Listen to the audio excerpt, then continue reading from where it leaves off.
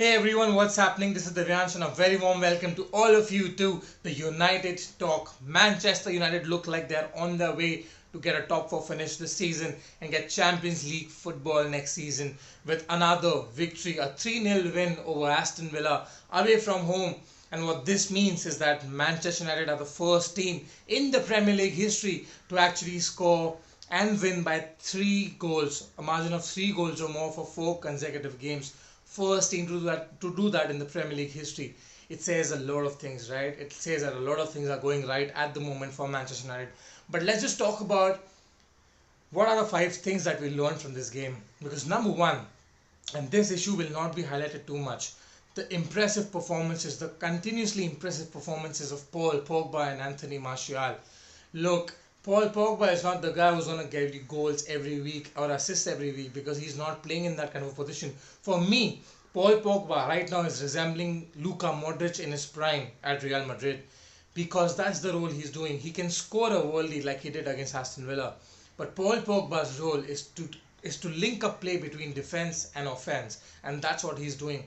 In that midfield, he's strong, he's fast, he can carry the ball in a flash from defense to offense, and he can score goals and he can provide assists, and that's what he's been doing.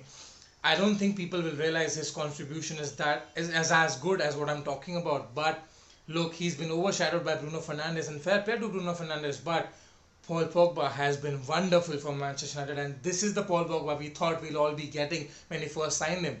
Look, I'm not trying to say that Paul Pogba hasn't played like this for 4 years because that's not the case. This year he's been injured throughout the year, and the previous years he's played with crap players. He's played with shit players. He's played with players who are not good enough, who are not simply good enough. And I'm not talking about Rashford and Martial, though Rashford and Martial were a part of teams last year as well, but they were still very young. Now Martial looks mature. Now Rashford looks mature. And Anthony Martial, the same thing. Look, he got a hat trick against Sheffield. He got a goal against Bournemouth. So 4 goals in the last 5 games. You can't ask for anything else from your central striker. But it's the work that he does. He links up play between Rashford, between Greenwood and him, between Bruno Fernandes and him, with Paul Pogba. He can link up the play. He draws fouls. He can draw foul at the opposition box, at our box, and in the center of midfield. He's been drawing fouls. He's been holding up the ball pretty well. He's been scoring. He's been assisting. The Greenwood goal, I mean, he won the ball at our box, ran all the way through, and then assisted Greenwood for his goal. That says something. It says a lot. That's not a player who's not willing to play. That's not a player who has attitude problems. He looks like it. I mean, you can't change the demeanor of a person, but that's Anthony Martial for you. He will not look the most chirpy person in the world. He will almost never smile and laugh in front of the cameras or anything. But this guy has been performing at the top level. And you know what? If he continues to do so, if he continues to be injury free, like Paul Pogba, if Paul Pogba continues to be injury free, these players can actually become. So Anthony Martial can be that 25 goal a season striker, and Paul Pogba can be that linchpin in the midfield that we've been missing since the departure of Paul Scholes, I would say. So we need Paul Pogba to sign a new contract. Things are looking good. Things are looking positive. I don't want to jinx it. I really don't want to jinx it, but things are looking positive. The second thing today I'm going to talk about is Mason Greenwood. And everybody in the world is talking about Mason Greenwood. Not just United fans, Liverpool fans, City fans, Arsenal fans, Chelsea fans have messaged me saying, this kid is something different. This is that one kid we haven't had since years. You know what? Mason Greenwood is a class apart. Look, I don't wanna say too much about Greenwood because again, one, I don't wanna jinx anything. You can call me superstitious or whatever. I don't wanna jinx anything. But the fact of the matter is, he's still 18. He scored 16 goals this season. 16 goals this season, 9 in the Premier League. He's still 18. He needs to be given time. He needs to be nurtured. I know he's already playing like a world-class player, but he's not. He has the potential to be world-class. He has the potential to be whatever he wants to be. But right now, at his age, he just needs to keep learning, keep growing, keep developing, and keep getting the playing time. And this brings me to the topic of the importance of Jadon Sancho and Jack Grealish. Now, a lot of people have told me that if Jadon Sancho comes to Manchester United, he's going to start instead of Greenwood. and that's going to hamper the opportunities that Greenwood's going to get. And I remember we talked about this in the last video as well, because I completely disagree with this. Look, you're entitled to your opinion, and I'm fine with it, right? You should have your opinion, but think about it. Martial, Rashford, Greenwood, one of them get injured, and who do we have on the bench? It did happen, right? Bruno went off, Martial went off, Greenwood went off against Aston Villa, James came on, Odin Ighalo came on, and things just changed. We were not the same side. We did not score obviously after that, but we didn't create many chances. We didn't look like the same team. Our first 11 is fantastic, but after that, the drop off between the first 11 and the next 11 is too much. Look, I like Odin Ighalo and what he's done for United, but Odin Ighalo is not a permanent United player. He's a player who wants to help United. We need him to help us, and he's gonna be with us till January of next year. That's it. Odin Ighalo is not the future of Manchester United. As much as I like him and as much as I know others like him, the reality is he's not the future of Manchester United. So you get a Sancho in. You think Sancho, Martial and Rashford are going to play 60 games a season. They're not. I mean, any game, rotation policy, you get Martial, Rashford, Sancho, Greenwood, 4 players playing the top 3 positions. Who says Greenwood is not going to get games? Greenwood can start every other game. Greenwood can start every game in 3 games. It's not a problem. Look, he needs to be developed. He's 18. He needs to be developed properly so that he doesn't get a very heavy injury or something. He needs to be looked after. But the inclusion of Jadon Sancho and Jack Grealish, especially Jack Grealish as well, is also important, because once you don't have Bruno Fernandes due to injury, suspension, whatever it is, who else do you have in that number 10 area? Paul Pogba can play there, but first, Paul Pogba is injury prone himself. We don't know whether Paul Pogba is going to extend his contract or not. Things are looking positive, but we don't know anything yet. And third, Paul Pogba's best position, for me, I've changed my mind on this, alright? I have changed my mind on this, but Paul Pogba's best position, according to me, right now, is as a deep lying playmaker. The Luka Modric role at Real Madrid, the Paul Pogba role for the France national team which won the World Cup. That's his best position, because for me, Paul Pogba plays the best when he's playing in that position, and when he has players like Bruno and Martial and Greenwood and Rashford up in front, that's when Paul Pogba plays his best football. And you can see that there's evidence to suggest what I'm saying is actually true. So for me, when you don't have Bruno Fernandes, who else do you have? There's no one. I mean, there's Andres Pereira and there's Jesse Lingard. Yeah, right. You're gonna get them to replace Bruno Fernandes in a game? Forget about winning the game. We're gonna start losing that game. So we need someone who can replace either Bruno or Paul Pogba, and that's where Jack Grealish comes in. He can play in that number 10 role. He can play a little deeper as well, because he's shown that lately in Aston Villa, he has been playing at a deeper role as well whenever required. So he's that one player who can do a job for us, who can be of a good quality, like Jadon Sancho.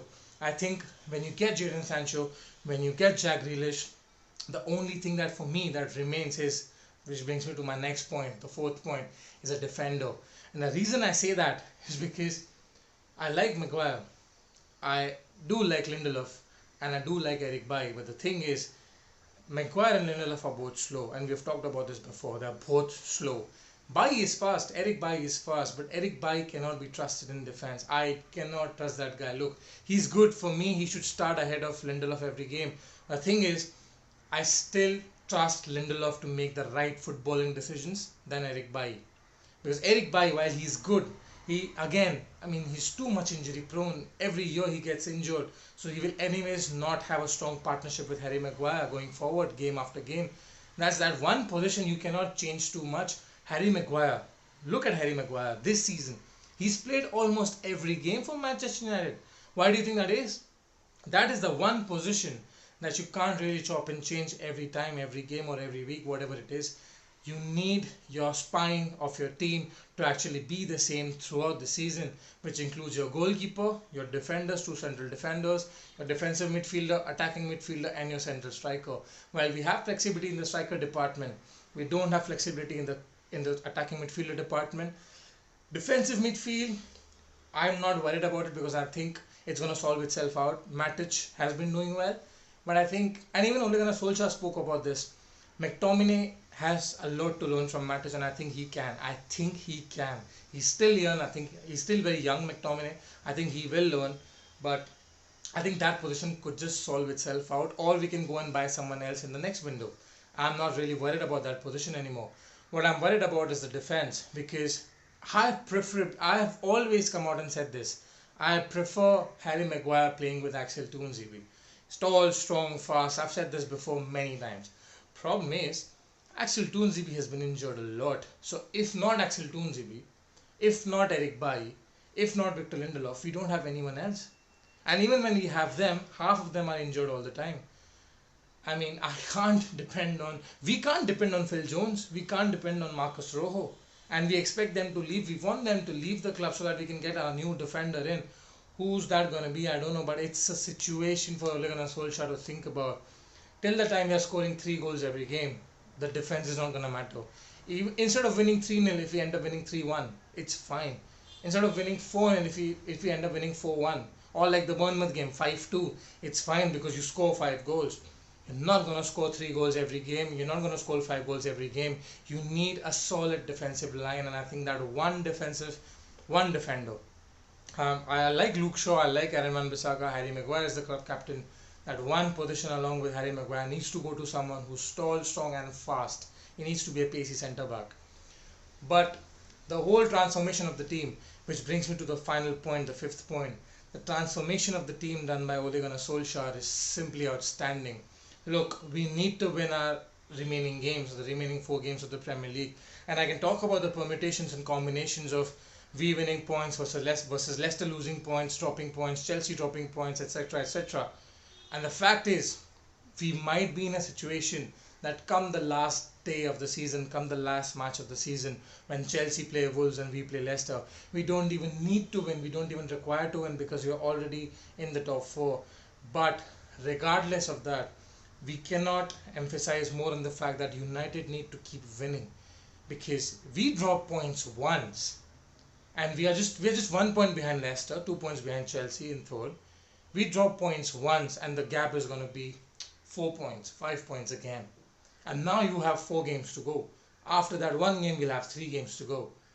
I mean, the time that you will need to close that gap will be less. We can still do it. Look, we can still do it. But for me, if we need to get Champions League football, and it looks like we will, we need to win our remaining games. There's no... I mean, we've won 7... We've been undefeated in the 17 games so far, the last 17 games.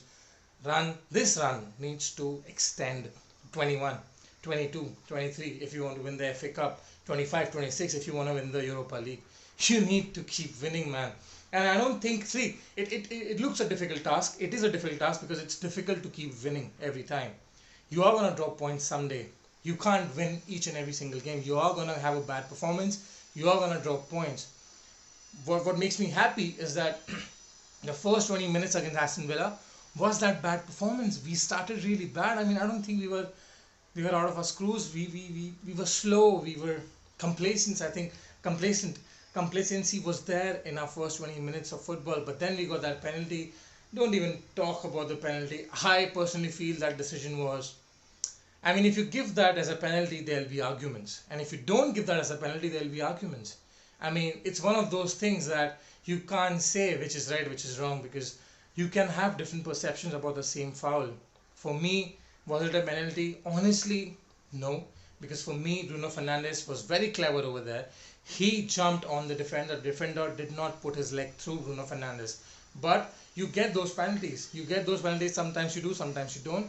We got it. We were lucky, and after that the game changed. So we need to keep doing that. The luck is on our side. We are playing well. We need to continue to have this momentum, to stay fit.